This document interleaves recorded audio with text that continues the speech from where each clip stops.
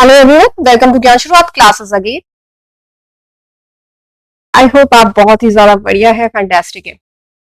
आज के लेक्चर में हम लोग जानेंगे कि सेल सिग्नलिंग से रिलेटेड बहुत ही इंपॉर्टेंट टॉपिक्स या बहुत ही इंपॉर्टेंट पॉइंट्स जो हमको जरूर करने चाहिए जेआरएफ, गेट और अदर फेलोशिप एग्जामिनेशंस के लिए। देखिए, सेल सिग्नलिंग खुद में ही बहुत ही इंपॉर्टेंट टॉपिक है, ये तो हमको पता ही है।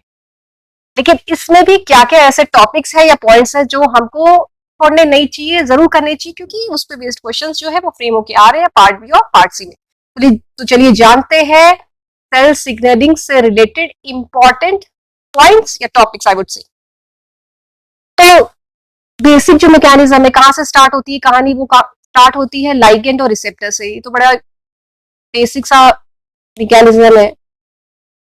वी नो कि कुछ भी सिग्नलिंग प्रोसेस है वो स्टार्ट कहाँ से कर रहा है, रिसेप्टर है, कोई भी रिसेप्टर है उससे लाइगेंड जो है वो जुड़ जाएगा and series of processes starts. तो दिस इज, ये आपको नहीं करना है, बस समझना है कि लाइगेंड और रिसेप्टर क्या होता है, इससे रिलेटेड कुछ भी ऐसा नहीं आ रहा है। तो डायरेक्ट इंपॉर्टेंट पॉइंट्स पे पहुंचते हैं हम लोग सेल सिग्नलिंग में। तो बात करते हैं एक्स्ट्रा सेलुलर पाथवेज की और सिग्नलिंग पाथवेज की। इसमें जो है extra cellular signalling pathways, signalling processes में क्या क्या मेन जो आ रहे हैं वो क्या क्या आ रहे हैं। Endocrine signalling, paracrine, autocrine and extracrine signalling. तो इसमें आप क्या करेंगे, क्या देखेंगे, इस पे आप करेंगे इन सब में। एक तो you will understand the definition and of course the mechanism, the very basic mechanism. इन सब के आप एक बार देखेंगे और समझेंगे। तो ये वाला जो टॉपिक है, ये मैक्सिमम जो है क्वेश्चंस इससे रिलेटेड पार्ट बी में फ्रेम होके आ रहे हैं। एक बार आप ये जरूर देखिएगा। डेफिनेशन मैकेनिज्म बड़ा ही मतलब सिंपल सा है, बड़ा ही वेरी सिंपल कि कैसे कैसे होता है कि पास पास वाली जो सेल्स है वो कौन से पाथवे में हो रही है, दूर दूर वाले होगी तो सिग्नलिंग एक हो रहा है, तो कौन सा टाइप का सिग्नलिंग पाथ, सिग्नलिंग प्रोसेस है। तो इस तरीके के questions they are framing specially in part B section. तो next is types of ligands और लाइगेंड्स। तो ये अलग अलग तरीके के होते हैं और हमको पता है कि जो लाइगेंड्स होते हैं वो किससे किस कनेक्ट होते हैं, कहाँ जुड़ते हैं, रिसेप्टर पे जुड़ते हैं। और रिसेप्टर्स अलग अलग तरीके के होते हैं। फॉर इंस्टेंस इंट्रासेलुलर रिसेप्टर्स,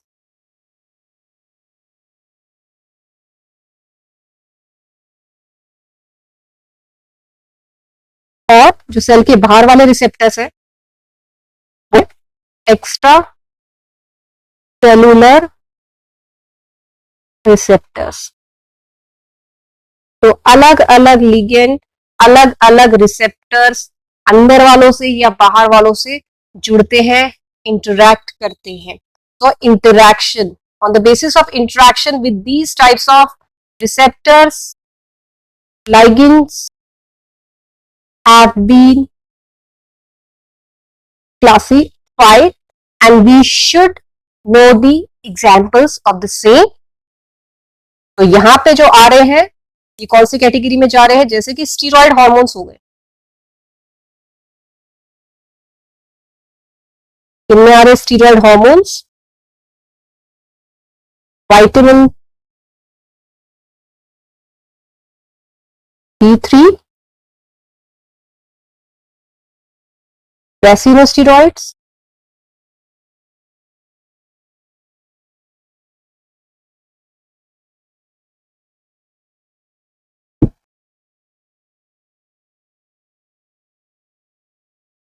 कुछ आ रहे हैं जो स्टीरॉयड जैसे होते हैं, जैसे कि अल्फा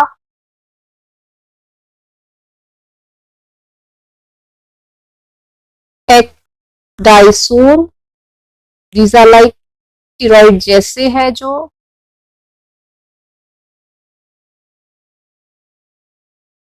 फिर आ गए आपके नॉन स्टीरॉइड्स, जिसमें आ रहा है थायराइड,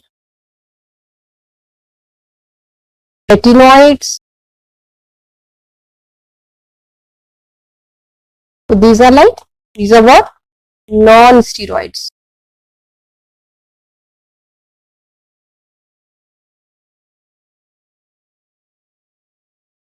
Corticosteroids,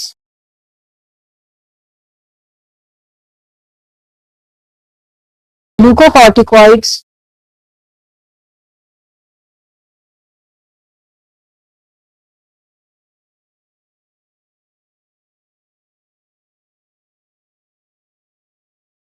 तो ये वाले जो लाइगेंड्स है ये किससे जुड़ रहे हैं, किससे इंटरेक्ट कर रहे हैं, इंट्रासेलुलर रिसेप्टर से कर रहे हैं। अगर हम बात करें एक्स्ट्रा सेलुलर की या फिर सेल सरफेस वाले जो है उनके साथ कौन से टाइप के लिगेंड्स जुड़ते हैं, तो उसमें आ रहा है GPCR, एपिनेफ्रिन,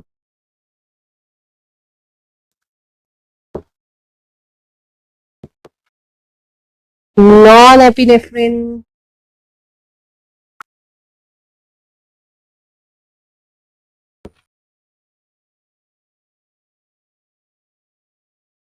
गैस्ट्रिन,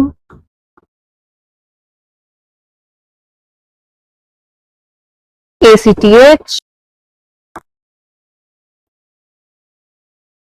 इंसुलिन,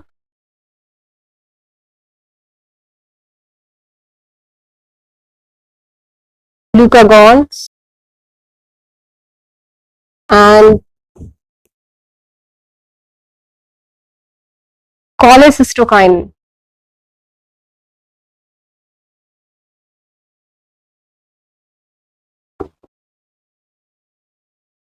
तो ये वाले जो लिगेंड्स है ये किससे जुड़ रहे हैं, किससे इंटरेक्ट कर रहे हैं, एक्स्ट्रा सेलुलर या फिर सेल सरफेस रिसेप्टर से। तो इंपॉर्टेंट ये सारे मैंने आपको एग्जांपल्स बता दिए हैं, ये आ रहे हैं सारे जो है इंपॉर्टेंट है, आप लोग एक बार जरूर देख लीजिएगा। And these are framed mostly in part B वाले क्वेश्चन है ये। ओके तो चलिए और इंपॉर्टेंट टॉपिक्स या फिर और इंपॉर्टेंट पॉइंट्स जानते हैं। नेक्स्ट जो आ रहे हैं, अब हम आते हैं अपने सिग्नलिंग पाथवेज पे अगेन। तो ये अलग अलग तरीके के होते हैं सिग्नलिंग पाथवेज, जैसे कि आरटीके, इंसुलिन, और I can say receptor tyrosine kinase और insulin pathway, JAK STAT pathway, इनके क्या देखेंगे आप, TGF, बीटा सुपर फैमिली और दीज काइंड ऑफ पाथवेज। एक और इंपॉर्टेंट आ रहा है hedgehog pathway, and very very very important WNT pathway. ठीक, कौन सी इंपॉर्टेंट है, सबसे ज्यादा कौन सी इंपॉर्टेंट है, आरटीके इंसुलिन वाला जरूर देखना है आपको, देखने सारे हैं ठीक है, but most important pathways RTK, JAK STAT and WNT, ये मोस्ट इंपॉर्टेंट वाले हैं। और ये वाले पाथवेज में आपको क्या करना है, व्हाट शुड यू डू, इनके आप क्या देखेंगे, अगेन मैकेनिज्म देखेंगे, मतलब कि समझेंगे इनका मैकेनिज्म। रटने वाली कोई भी चीज नहीं है, बहुत ही इंटरेस्टिंग टॉपिक है ये, तो मैकेनिज्म समझेंगे। और जो अगर हम लोग मैकेनिज्म, बेसिक मैकेनिज्म की अगर हम लोग बात करें, चलिए तो क्या है बेसिक मैकेनिज्म। मान लिया सेल है, मैंने यहाँ पे एक सेल बना ली, अंदर क्या होता है, साइटोसोल होता है, देखिए बिल्कुल बेसिक सा, ठीक। और कोई भी रिसेप्टर ले लीजिए, चाहे वो थायराइड हो, रेटिनॉइड्स हो, फॉर इंस्टेंस यहाँ पे थायराइड, क्योंकि बाहर है सेल से, एक्स्ट्रा सेलुलर, तो बाहर है, तो बाहर से अंदर जाएगा, फिर वो एंट्री करता है यहाँ पे। देन व्हाट हैपेंस, जब रिसेप्टर अंदर चला जाता है तो यहाँ पे एक और वो मेम्ब्रेन्स लेयर्स क्रॉस करता है, अंदर जाता है, वहां पे डीएनए होते हैं, डीएनए से कनेक्ट होता है,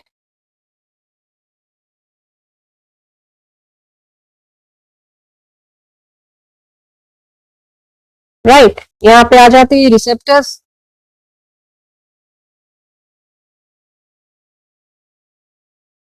आधा डीएनए इन वाले रिसेप्टर से है और आधा दूसरे वाले रिसेप्टर से है, तो इंटरेक्शन होता है इनके बीच में, और क्या होता है, प्रोसेस जो एक्टिवेट हो जाता है।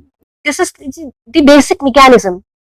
ओके, सो इसी तरीके से मैकेनिज्म जो सेम है इनकी, लेकिन आपको समझना है कि कौन कौन से क्या क्या चीजें, कौन कौन से प्रोटीन एक्टिवेट हो रहे हैं, टीएम टीएमपी पे क्या असर हो रहा है, सीजीएमपी पे क्या असर हो रहा है, what changes are happening. So you have to understand these pathways बहुत ही गहराई में, डेप्थ में।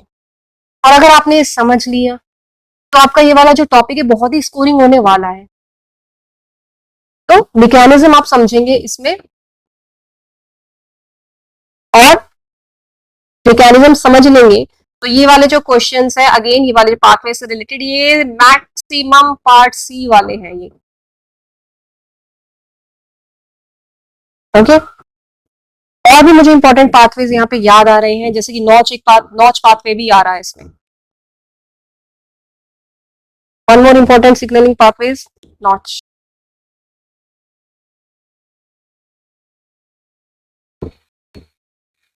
Mechanism is very very important of this pathways. अब चलिए आगे आते हैं और इंपॉर्टेंट पॉइंट्स हम लोग समझ लेते हैं। अब बात अगर हम लोग करें सेल सरफेस रिसेप्टर्स की,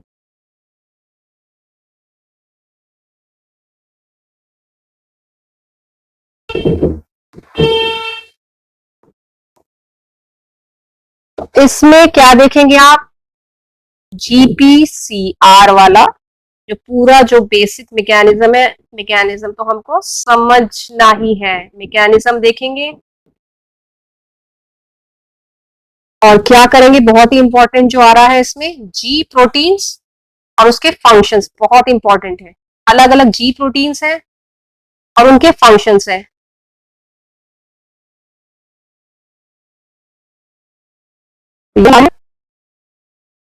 पार्ट बी में अगेन अलग अलग जी प्रोटीन्स के फंक्शंस। फॉर एग्जाम्पल कोई भी एग्जाम्पल ले लेते हैं, जी अल्फा 11 हो गया, जी अल्फा 12 13 हो गया, अलग अलग जी प्रोटीन्स के अलग अलग फंक्शंस। देन बहुत ज्यादा इंपॉर्टेंट यहाँ पे आ रहा है, वो आ रहा है CAMP सिग्नलिंग, अगेन मैकेनिज्म।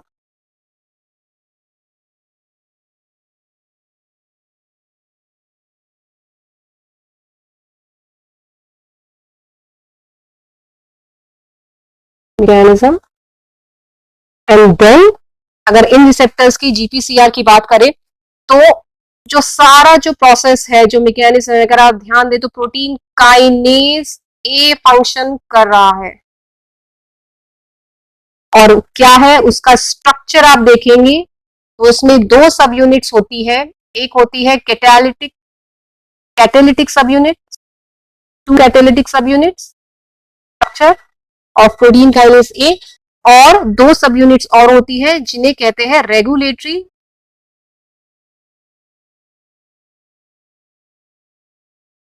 सब unit. So structure of protein kinase A, mechanism of GAMP signaling, part B or part C, both sections. Protein kinase A से related questions they are asking me, पूछ लेते हैं कि कौन सी है regulatory सब units, कौन सी कैटेलिटिक, कौन से, तो पार्ट बी में पूछ लेते हैं उस तरीके के क्वेश्चंस इस प्रोटीन से रिलेटेड। अब क्योंकि हम बात कर रहे हैं मैकेनिज्म की अगेन, तो आप क्या देखेंगे, इमेजिन कीजिए अगर प्रोटीन काइनेज ए के साथ कुछ गड़बड़ी कर दी, अन्य म्यूटेशन हो गया प्रोटीन काइनेज ए में, क्या होगा, क्वेश्चन मार्क। ये प्रोसेस जो है, जो भी चल रहा है पूरा CAMP सिग्नलिंग का, तो इसका एक्टिवेशन कैसे हो रहा है, डीएक्टिवेशन कैसे हो रहा है, कैसे हो सकती है, तो उससे रिलेट करेंगे आप उसको, प्रैक्टिकली सोचेंगे इस चीज को। एक्टिवेशन जब होता है तो क्या नहीं बनेगा या क्या बनेगा, डीएक्टिवेशन जो हो रहा है वो किस तरीके से हो रहा है और क्या चीज नहीं बनेगी। तो लाइक प्रैक्टिकली सोचना है इसको और समझना है ये वाला मैकेनिज्म, और कोई भी मैकेनिज्म इस तरीके से आपको सोचना, रिलेट करना है बड़ी बड़ी बीमारियों से। तो भाई कैंसर से क्या हम उसको रिलेट कर सकते हैं इन सिग्नलिंग पाथवेज को, या कोई भी दूसरी बीमारियां हैं, दूसरी डिसीजेस हैं। Imagine for example cholera toxin वाला कॉन्सेप्ट, है ना। तो डिप्थीरिया, कोलेरा, ये बीमारी कैसे हो रही है, क्या हम इसको सिग्नलिंग पाथवे से कनेक्ट कर सकते हैं, क्या हम कैंसर को इन पाथवे से कनेक्ट कर सकते हैं। So practically we have to think, and very interesting and very beautiful topics connect stuffs practically. तो कोलेरा टॉक्सिन्स का आप मैकेनिज्म देखेंगे कि कैसे हो रहा है, कौन सा प्रोटीन गड़बड़ हो रहा है, कौन सा सिग्नलिंग पाथवे गड़बड़ हो रहा है। इसी तरीके से पर्ट्यूसिस टॉक्सिन्स वाला कॉन्सेप्ट इनमें आ रहा है, एग्जाम्पल्स आ रहे हैं। और एक और बहुत इंपॉर्टेंट आ रहा है रोडोप्सिन सिग्नलिंग वाला भी। तो क्या उसमें डीपोलराइजेशन हो रहा है, हाइपर पोलराइजेशन हो रहा है, क्या चीज कम हो रही है, बढ़ रही है। तो अगेन मैकेनिज्म आप इनका समझेंगे, ये बहुत ज्यादा इंपॉर्टेंट है। प्रीवियस ईयर्स में रोडोप्सिन पाथवे से रिलेटेड क्वेश्चन फ्रेम होके आ रहे थे, लेकिन आजकल जो है बहुत ज्यादा जो इम्पोर्टेंट है वो कोलेरा टॉक्सिन वाला मैकेनिज्म है और पर्ट्यूसिस टॉक्सिन्स वाला मैकेनिज्म है। पार्ट बी और part C both, majority of questions are framed in part C.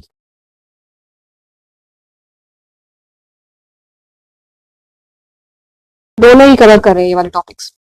और एक और बहुत ही इंपॉर्टेंट पाथवे यहाँ पे चल रहा है, वो है PIP PIP2 और PIP2 सिग्नलिंग पाथवे। ये भी आप एक बार देख लीजिएगा।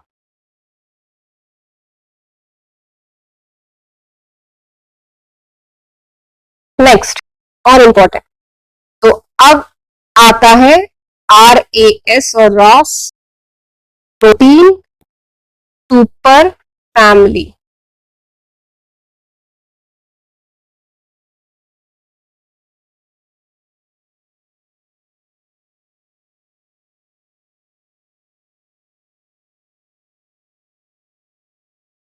इसमें आप क्या देखेंगे, अलग अलग प्रोटीन्स होते हैं, जैसे कि H रास,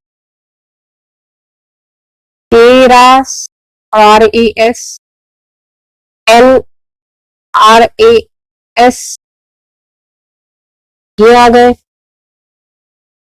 देन रैप और RAP1,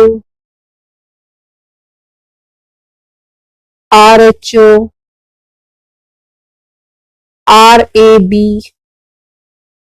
प्रोटीन्स में भी क्या 1 से लेके 9 तक अलग अलग है। रैप 1 2 3 4 9 तक जा रहे हैं और उनके अलग अलग फंक्शंस हैं। RHEB, RAN, RAN, SAR, SAR, ARF, इनके ये जो प्रोटीन्स है सारे जितने मैंने यहाँ पे लिखे हैं, आप क्या देखेंगे, इनके क्या देखेंगे, फंक्शंस देखेंगे। पार्ट बी के टॉपिक्स है ये। फंक्शंस, और इसमें मोस्ट इंपॉर्टेंट अगर मैं बोलूं रिपीटेडली मोस्ट कॉमन आ रहे हैं, तो RAN का फंक्शंस, रो रैन, ये वाले जो है मोस्ट कॉमन है, रैस रो रैन वाले। बट आपको ये सारे कवर कर लेने चाहिए, सारे इंपॉर्टेंट प्रोटीन्स है ये।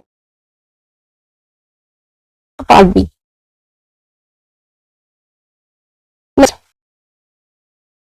अब हम अगेन आते हैं अलग अलग रिसेप्टर पाथवेज पे। तो अगर हम लोग बात करें एंजाइम लिंक्ड काइनेज रिसेप्टर्स,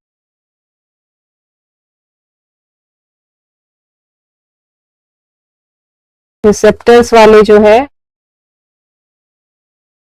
उनमें क्या आ रहा है, उनमें आ रहे हैं RTK, receptor tyrosine kinases,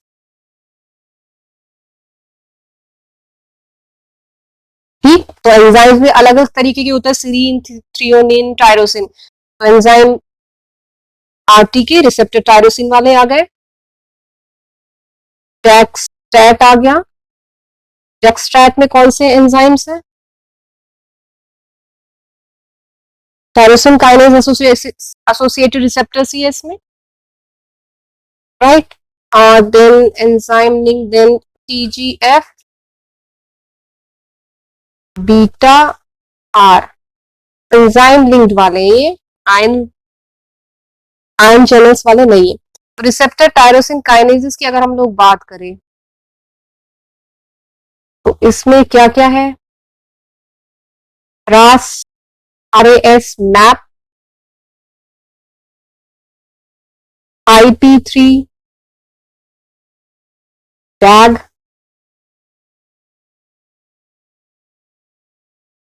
kinase, IP3 DAG, and then PI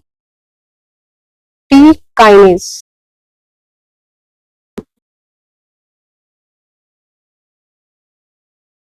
तो ये अगेन क्या देखेंगे आप? इनके मैकेनिज्म देखेंगे, बहुत ही ज्यादा इंपॉर्टेंट है। पार्ट टी के कॉन्सेप्ट है ये, as we discussed earlier, part C. तो ये वाला सबसे ज्यादा इंपॉर्टेंट है, आरटीके और जैक्सट्रैट। और जो इंपॉर्टेंट टॉपिक्स आ रहे हैं इसमें, तो एमटोर सिग्नलिंग है and insulin signalling pathways.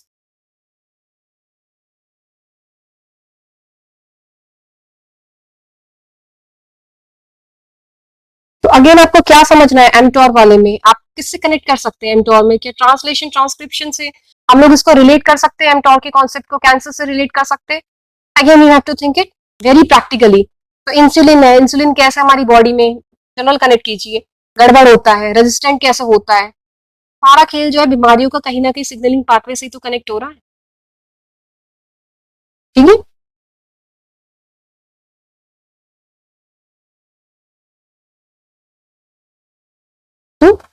This is like जैक्सट्रैट किस में आ रहा है?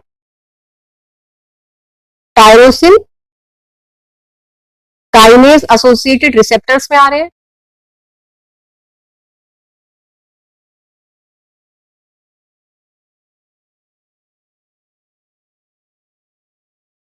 और टीजीएफ बीटा किस में आ रहे हैं? ये वाले आ रहे हैं। कौन से एंजाइम्स?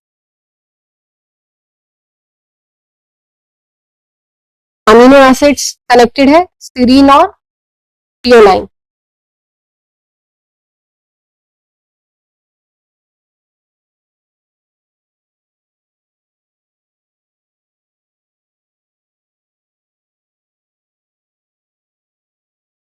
तो टीजीएफ बीटा वाला जो है वो इतना नहीं इंपॉर्टेंट है, but you should know it.